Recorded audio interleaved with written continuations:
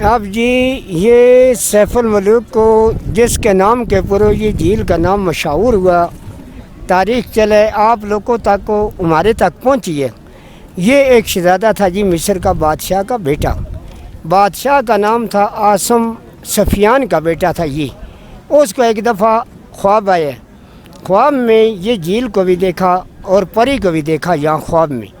اس سے پہلے انسان کی وادیاں ان علاقوں میں نہیں ہوتی تھیں، یہ کسی دور کے اندر کسی وقت کے اندر جن پریوں کا علاقہ تھا، یہ پرستان علاقہ تھا، اور ان چیزوں کی سیرگاہ حکومت بادشاہی ان چیزوں کی چل رہی تھی انسان سے پہلے۔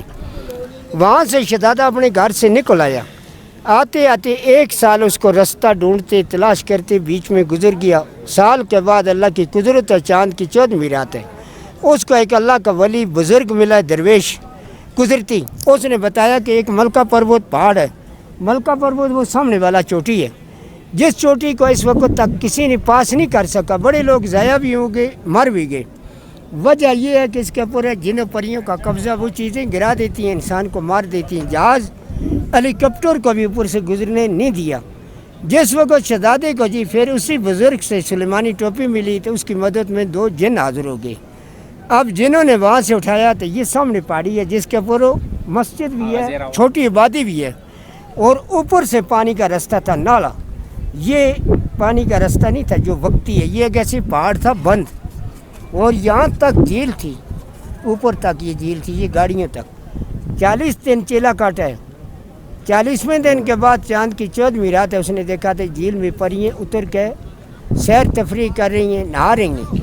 اس وقت شہزادے کی نگاہ بڑی، شہزادے نے اللہ کا شکریہ ادا کر کے انہوں جنوں کو بلایا کہ یہ پری جو ہے میرے قبضے کیسے آئے گی۔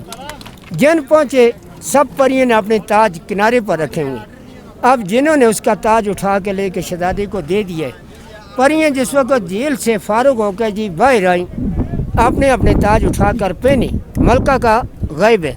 دوسری پریوں سے پوچھا، دوسری نے بھی کہا کہ ہمیں تو کوئی معلوم نہیں اللہ کے بغیر۔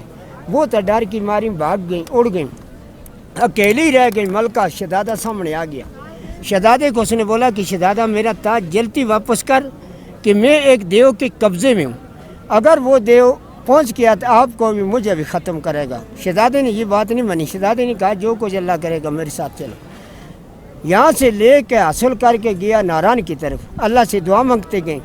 جو پریاں واپس گئی تھیں انہوں نے فوری جا کے دیو کو اطلاع دی، آج ہم سے ملکہ تے جدا ہو گئی ہے جھیل میں۔ جس وقت دیو پہنچا، دیو نے فوری یہ جھیل کو آگے سے توڑا ہے، سیلاب کی ہے۔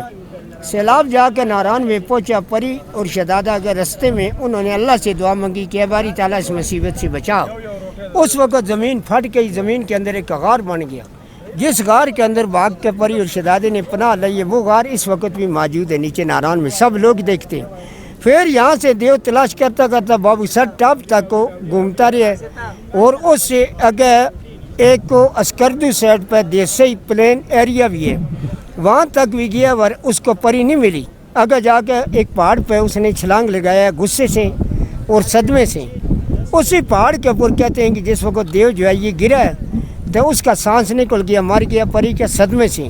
پری اور شہزادے کو دونوں کو یہاں سے انہوں جنہوں نے بعد میں نکال کے لے کے مصر کو پہنچایا۔ سیف شہزادے کا نام تھا، ملوک اس وجہ سے نام اس کا پڑا کہ سیف کی اور ملکہ کی دونوں کی ملاقات ہوئی یہاں جھیل پہ، یہاں سے حاصل کر کے تو کامیاب ہو کے شہزادہ لے کے مصر کو گیا شادی کر کے۔ اس کے بعد لوگوں تک یہ قصہ پہنچا ہے تو لوگ آنے شروع ہوئے، اور اس وقت تک یہ جھیل کی گہرائی جو ڈیپ ہے انگریز نے بھی نہیں معلوم کر سکا اس کو۔ یہ درمیان میں کھائی ہے، کھائی اس کا غار کی طرح، اور اندر سے پانی ہے ذاتی چشمہ، اس کے ساتھ ساتھ گرائی جا رہی ہے۔ سردیوں میں یہ جھیل جم جائے گا، اوپر سے دسمبر میں شیشہ بنے گا، شیشہ، اور شیشے کے اوپر برف کی تہ بن جاتی ہے، 30-35 فٹ برف ہوتی ہے۔ اس وقت میں یہ سارے رستے جو ہیں بند ہو جاتے ہیں اور خالی ہو جاتے ہیں، اور اس وقت آپ لوگ 10,500 فٹ کی بلندی پہ بیٹھے ہوئے ہیں، پہنچے ہوئے ہیں۔ 7,000 سے اوپر ہے جی ملکہ پروت کی ہائٹ، جس کو اس وقت تک کسی نے پاس نہیں کر سکا۔ یہ کچھ اس کا قصہ معلومات اسٹوری سیف الملوک کے بارے میں ابھی یہ مکمل ہو چکا ہے جی، بس۔ شکریہ۔